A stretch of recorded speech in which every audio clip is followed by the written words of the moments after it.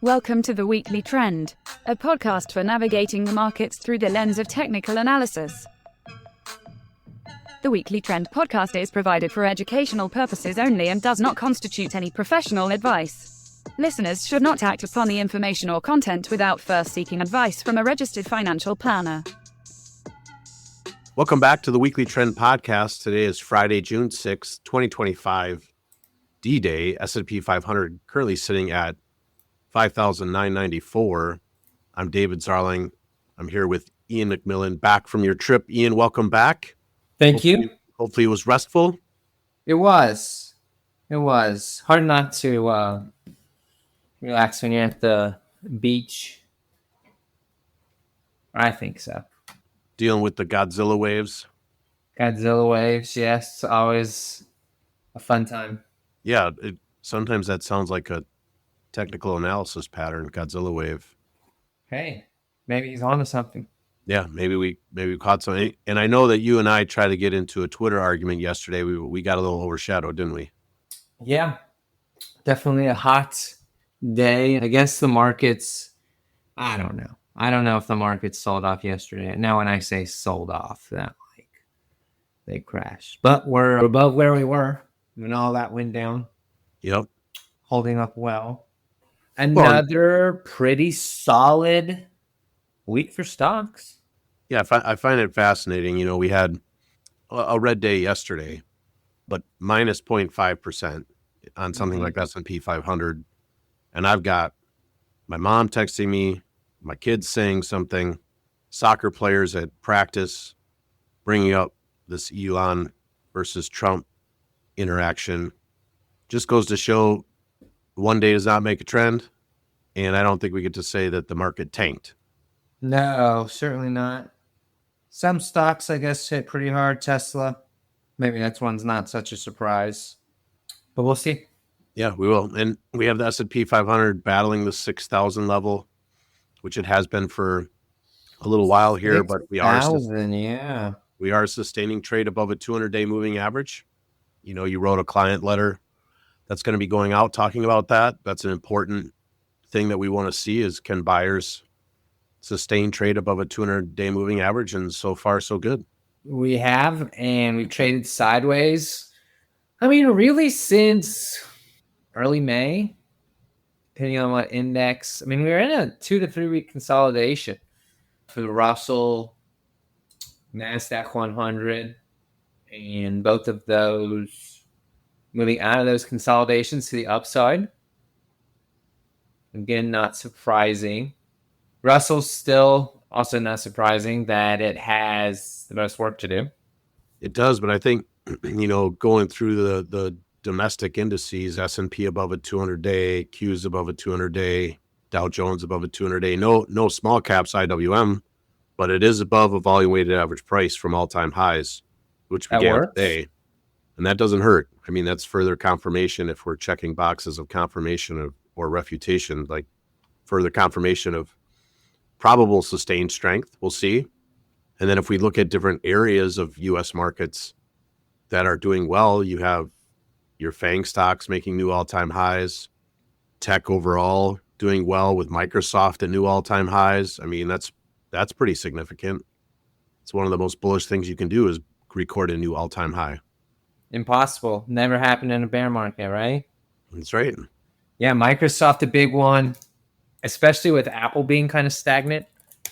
Mm-hmm. So, yeah, these pockets. And, of course, I mean, I would say tech as a whole continues to lead communication services. So some of those Mag 7-ish and FANG-ish, the semiconductors, similar to the playbook that we have been given the last 4 or 5 years. Yeah, I mean, if you're going to talk about tech stocks doing well, semiconductor stocks doing well, your Mag 7 hanging in there, I forget if I said semiconductors, communication services, and we even haven't talked about financials, whether it's domestic or international. And if you have those doing well, it's really hard. Those are not bearish characteristics to have those areas doing well and leading the way. Speaking of foreign stocks. Is it time to? Are we going all in? I think there's time yet. If you look at something like VEU versus S&P, which we've talked about, which feels like the last 2 months, still below a downward rate of trend versus the S&P, but there's definitely pockets. I mean, you see the DAX going out at all-time highs. You see things like Austria or Spain. So there's definitely pockets internationally worth having exposure to. But as far as flipping the entire book and being international, I mean, the signs are starting to continue to build for that. But we need further evidence for that to be a sustained case. I mean, European financials going out to new highs is pretty important, and it's a ETF and indice makeup consideration here too, right? U.S. indices are tilted towards tech growth, internationals tilted towards financials. So seeing that international financial strength, I don't think that hurts for the bullish case for stocks overall, but as far as flipping the book, probably not yet. Yeah, pretty flat relative charts. I look like an EFA, pretty flat since mid-March. It's coming up on the last 2-3 months. Not a lot of alpha one way or the other, I would say. Yeah, Certainly had the big move, got a lot of attention, and they look good. They do look good on an absolute basis. But yeah, waiting to see if this kind of turns out. I mean, right, we saw this kind of like January 2023, big move.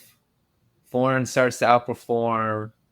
We peter out, and then we go lower for another year in the relative relationship. Feels better, though. It feels better under the surface this time. Maybe that's anecdotal. I don't know. I think that's fair. I mean, and when you look international, what's interesting about it is just, you look at a VEA, developed markets versus emerging markets. Mm-hmm. I mean, it's since the beginning of the year or late last year, and arguably since 2021, it's been developed markets over emerging markets. It'd be interesting to watch that continue. Yeah, it's quite the chart. If that were to, yeah. So if you're going to be international, it goes to, just the same as not all U.S. stocks are the same. Not all international stocks, not all international areas are the same. So can you own some international? Absolutely. Our clients are familiar that we do, but nothing crazy at this point. It's not taking on and flipping completely away from domestic all the way into international. Plenty of time for that. If that's going to be a multi-year, multi-decade move. Yeah, we're not just throwing out S&P like that. Right. What about Bitcoin? Coins a bit. Yeah. A little bit. Having a good day today. Kind of. I'd qualify certainly as a failed breakout. So, yeah, get back above 107, right? Or at least to me. Yeah. And the relative chart's the relative chart hasn't fallen apart, but it needs some more short term, obviously long term. We know Bitcoin is pretty solid outperformer, can go through some pretty strong uptrends. So we'll see. Yeah, I think your point is just on an absolute basis, getting back above that 107 level would be nice and would provide a consolidation above the prior highs that you can operate off of and manage risk with. But definitely just have to be aware that false breakouts on the table. Be patient, let it develop, let the buyers and sellers interact and see where demand and supply take Bitcoin. I know, for example, Ripple, whether you look at it on a relative basis versus the S&P or you just look at it straight up, it's at the lower bound of the range that it's been in since late 2024. So if that can hold, definitely can move higher. So crypto's been meandering. What are we seeing out of commodities? Well, we've still got your crude. Although crude is kind of brought itself back up to like $65, which is a pretty big area. We'll see if this turns into some type of, I don't know. Okay, I'm going to segue here with a question. Does a failed breakdown have a time limit on it? Okay. Do we have a chart? Okay, so crude, if it gets back above 65, is that a failed breakdown? Hmm. I mean, I like where you're going with this. You're saying like this breakdown is taking too long in your mind, potentially. Yeah, and I'm not saying that it could clearly can go above, back above. So I'm not trying to say like now we spent too much time below 65. I'm just saying if it does go back above, does that fall into like a failure category? Or do failures need to be quote unquote quicker? Oh yeah. I mean, I think that's a fair question. I would think if I can flip it a little bit, if we're above 65, all I know is you don't want to be short oil. It's true. And if shorts were piling up in this area between, you know, $56 and $64 a barrel, that they could be in a world of hurt pretty quick here. And a lot of times that's actually what's happened is you get a breakdown below a certain level, the shorts pile in, it reverses on, and the short squeezes on. So I guess it all depends on what our short short positioning is in oil. And if that's the case, I mean, you could see oil move quickly here. Doesn't have to. I mean, there you see plenty of times where price gets back above and then consolidates and breaks back down and moves further down. I mean, it is still below a falling 200-day on an absolute basis. But if you were going to get long crude oil here, I've seen worse spots to try to do that. I mean, you're basically a buck away from being wrong, so that's low risk. But yeah, I don't know that they're I yes, I the ones that seem to be the most powerful are the ones that are quicker. Yeah. I think that's Maybe that's the fair. moral that we're looking for here. Yeah, no, I think that's a great question. And I think the faster the move, right, the the more likelihood of a reversal that happens quick. And so your point is just simply it's been below, $64 going on since the beginning of April. What does this look like if we get above 65? Be interesting to watch. For sure. What about transportation stocks? Terrible. Terrible, terrible. Part of that's to do with the weightings. But yeah, I mean, even your classic transportation stuff, Old Dominion, things like that. FedEx. What's FedEx? So see, I mean, none of this stuff ever pops up on my screens. FedEx, terrible. Yeah, UPS. I mean, UPS Yeah, was it's trucking in still, general is just rough. I mean, UPS remains at a 57% drawdown. FedEx remains in a, what is this? If I can get my mouse to work, 30% drawdown.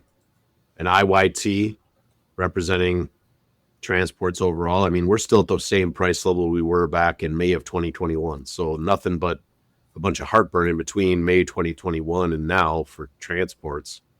For all those Dow theorists out there, you kind of like to see that confirmed. Yeah, it's a good point. But they have gone nowhere. No, not great. You asked about commodities.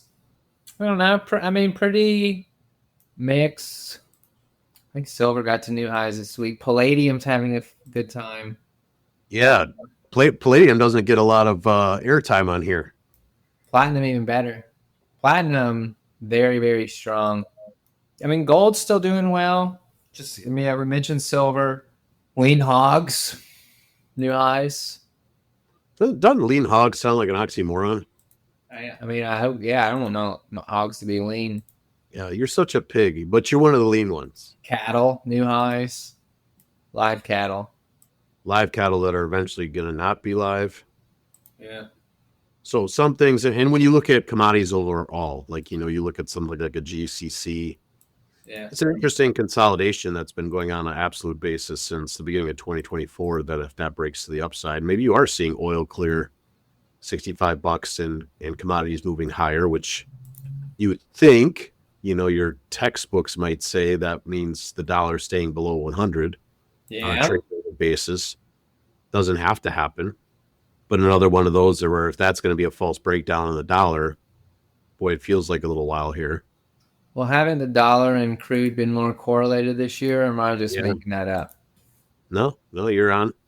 So all of these things, it makes sense, right? If we're going to have a weak dollar, Commodities would be perked up. You'd see some international strength, which we've seen in some areas. We'll see if I would say the next level on the dollar that if it can't hold would be $98. If we can't stay above $98 on a trade weighted dollar, probably seeing some of these commodities breaking further to the upside, more strength internationally. We'll see. I mean, that's a thesis. Price has to confirm that. That's how we should operate, right? Nothing is. They're trying hard. 98. They're trying hard to dig their heels in the sand. We'll see.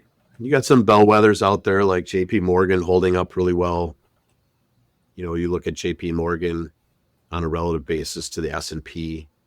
You know, it's a level that goes back in time. Yeah, when are we going to do this? All the way to the late 80s. I know in our workbook coverage this week, you know, American Express versus the S&P major level that goes back to 1973. All the credit card companies look so good. Banks, not so much, but defense stocks, aerospace and defense remains strong. You know, some areas industrial, even global industrial look good. So none of these things are screaming, hey, get ready for the next, you know, major correction. Can happen. I mean, if we lose a 200-day moving average, if we lose some of the levels that we talked about before, like an election gap, you lose some of these areas, or some of these do turn into false breakouts. Yeah, then a correction could be upon us. We can change our opinion in a week here. None of us are just married to our opinions. You know, after all, we married our wives. That's who we're committed to. We don't have to be committed to our opinions. We can let price change our mind. Anything else that you're looking at that you'd like to highlight for our listeners? It could be bullish case, bearish case, just interesting. Like for me, I look at housing. Like if I look at XHB, yeah, it's interesting to note how weak that is. You know, where is that going to be 6 to 12 months out? I like industrials. They don't get a lot of attention. Important spot on a relative chart. A lot of very strong individual stocks in the industrial space. A lot of mid-cappy stuff. That looks good. I like that. So in your work this week, you're just saying underneath the hood. Yeah. When you're looking at individual stocks, a lot of mid-cap industrials. Also does not scream risk off. Global infrastructure funds have been good. Mm-hmm. Those types of names. So I'd put that in like the industrials category. Obviously, we know about aerospace and defense. I mean, probably maybe the strongest sub-industry out there. Up there with like the gaming, esports stuff. Aerospace. Yeah. Very strong. Your PPAs and ITAs and all that. And then when you throw like an international tilt on it, like Shield, SHLD, pretty strong. You know, you highlighted even like nuclear, like nukes. Yeah, nukes looks good. There's definitely things in the aerospace. And you mentioned home builders, but then you see some like the other pieces of home building, like a Badger meter. Yeah. Like those have stayed pretty strong. Builders themselves, yeah, definitely not so much. But there's pockets there. There certainly are. Not, I mean, I say not enough to make XLI, but XLI looks good. Right. And I think there's something to be said for getting back to all-time highs before the broad index does. Yeah. No, that's fair, right? That the first ones to get the beach ball above the water or the... Yeah, when you look back 6 months from now and we're sitting here post-Christmas, is industrials going to be, will it have been a leader? I mean, yeah, I think it's definitely that communication services. Yeah. And even stuff like, I mean, Staples is holding up. I hope Staples doesn't become a leader. Of course, I think it got hit last during the correction. So, well, and it all matters the context of when it is a leader. Yeah. Is it in an absolute uptrend or is it in an absolute downtrend and just going down at a less rate than everything else? Well, then that's definitely a warning sign. And I think the sketchy ones that I look at are like Home Depot and Lowe's on a relative basis. You know, you tie that in with XHB and maybe there's some things going on in housing, but you brought up Badger Meter. So time will tell. It's some a mixed bag there for sure. But anytime you've got aerospace and defense, tech, semiconductors, international financials, I mean, even some of the domestic financials like capital markets and broker dealers, industrials, like these are all risk on type of environment. You know, that's a risk on metric. And things like healthcare are not really participating in this. Materials, utilities. Yeah, whatever happened to our friends over at UNH? Yeah, they haven't really recovered, have they? Yeah. Well, now I know if you call me friend to consider it loose. Oof. Yeah. But yeah, UNH still remains brutal. You know, another area ETF that is at new highs today, not all-time highs, but above its February highs, ARKW. Yeah. A lot of the ARK funds. ARK F it is there now. It was not there a couple hours ago, but it is now. Crypto stocks look good, like a block, BLOK right there. Yep. Yeah, I think that's a good eye on ARKW. I mean, that's next generation internet. Definitely some strength in that area worth paying attention to. What about rates? Bonds, rates?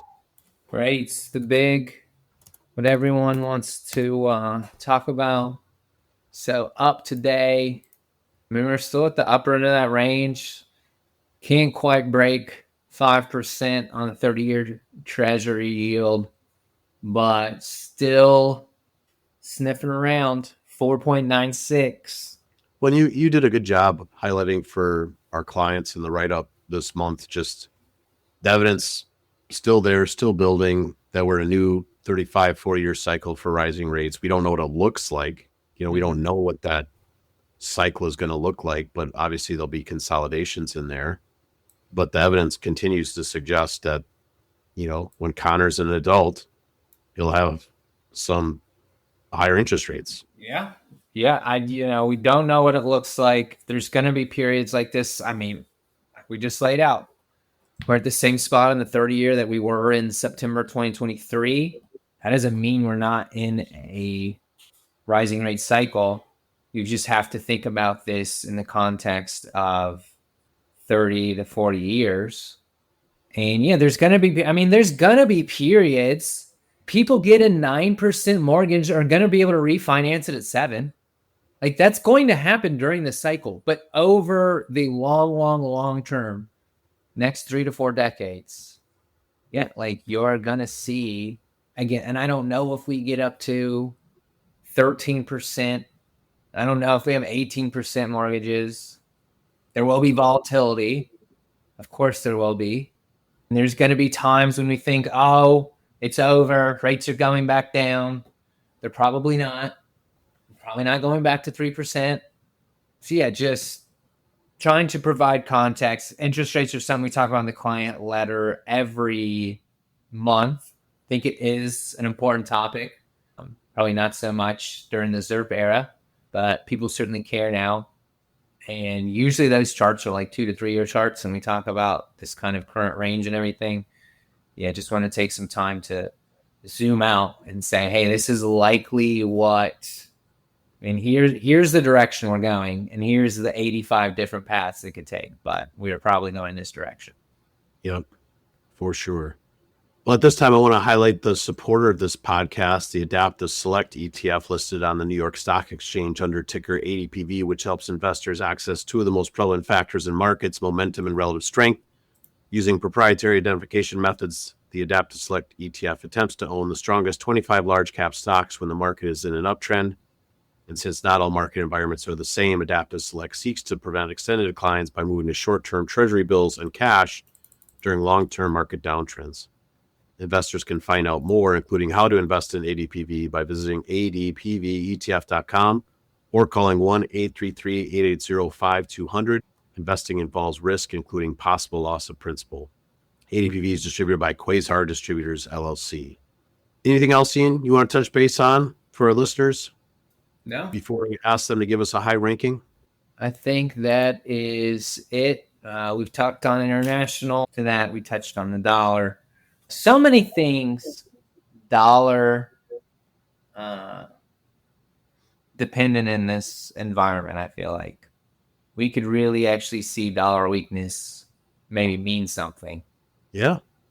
We've been in this big range, and we see quote unquote dollar weakness, but between 107 and 101, I mean, it was kind of a nothing burger. Now that we're below 101 and sustaining that, it does seem like there's some real interest in, okay, what does it mean if we go into a multi-year period with a weak US dollar? Yeah, I think that's a great point. You know, that that likely, because really you can make the argument that the trade weighted dollar hasn't been in any type of trend since the beginning of 2023. And your point is that if we see a new trend develop here to the downside for a trade weighted dollar, that's when you really are probably going to see some of these things materialize and sustain in such a way that maybe we are seeing a new uptrend in international stocks, commodities, even your crypto, things like that, because of a downtrend in the dollar. Is that a fair summary? Yeah, I think that's a great way to put it.